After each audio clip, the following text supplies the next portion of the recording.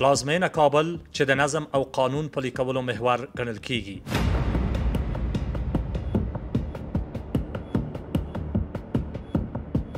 هر هغه څوک چې هڅه کوي د عامه نظم پر وړاندې اقدام وکړي د سختو مجازاتو او غبرګون سره به مخ شي.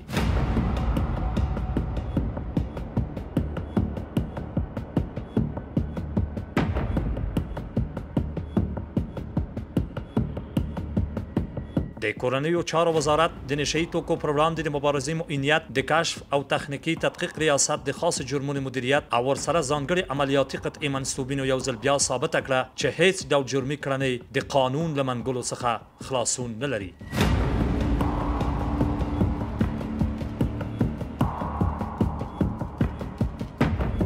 دا ځل د نظامي تجهیزاتو لویه زیرمه په دقیقو کشفي عملیاتو کې کشف او ونیول شوه.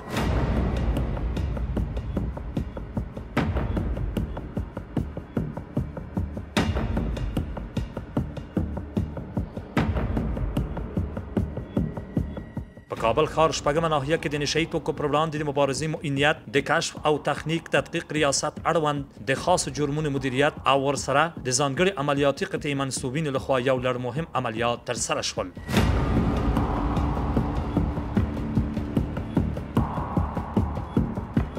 په یادو عملیاتو کې 2 تنه له شاوخوا 8 کیلوګرامه شیشه، 2 کیلوګرامه هیروین، 4 میله کلاشینکوف، 480 فایره د کلاشینکوف مرمۍ، 1180 فایره د M4 مرمۍ، 40 جوړه نظامی دریشۍ، 14 پایه مخابرې او ګڼ شمېر نور نظامی تجهیزاتو سره یو ځای نیول شوي دي.